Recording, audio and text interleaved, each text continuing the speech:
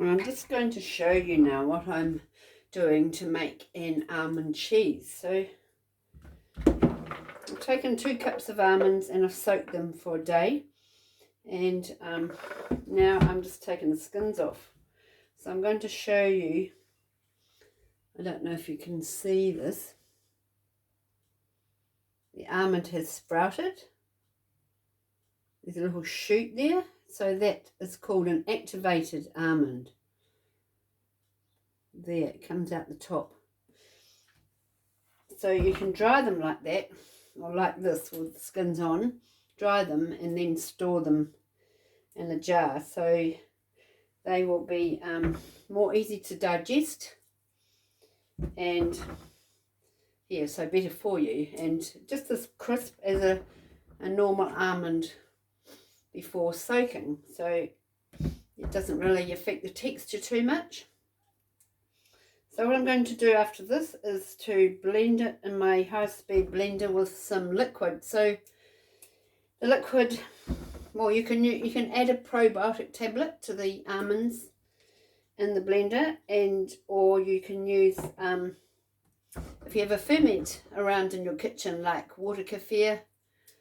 I've got some water kefir here brewing away on my bench, so it's bubbling nicely.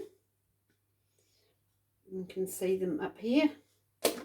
So water kefir, or you might have kombucha, or you might have coconut yogurt, or miso paste is good, especially the one we get here in Nelson, made by the Urban Hippie, and that's raw, so it's unpasteurized, and the bacteria are alive in there. So anything with live bacteria, good bacteria in it. So you can add, if it's liquid, that's fine, add it to the blender with the nuts, and then you can add some berries or fruit to it. Yeah, so just enough to make it blend up really smooth. So you don't want it too liquid, you just want it to kind of thick paste.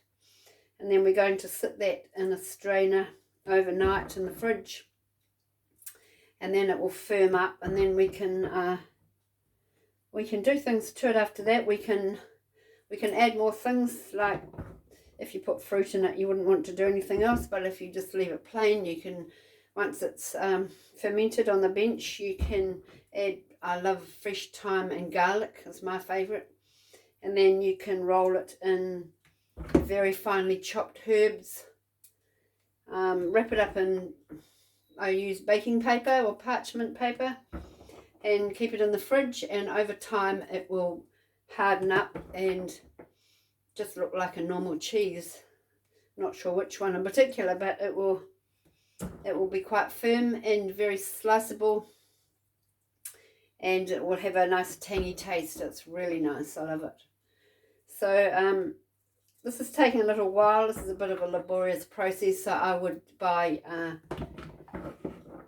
skinned almonds, the white ones, from the shop or wherever you buy them, in preference to buying them with the skins on and having to do this process, which is a bit of a nuisance. So that's the first part of the process, and I'll show you another video on the next part.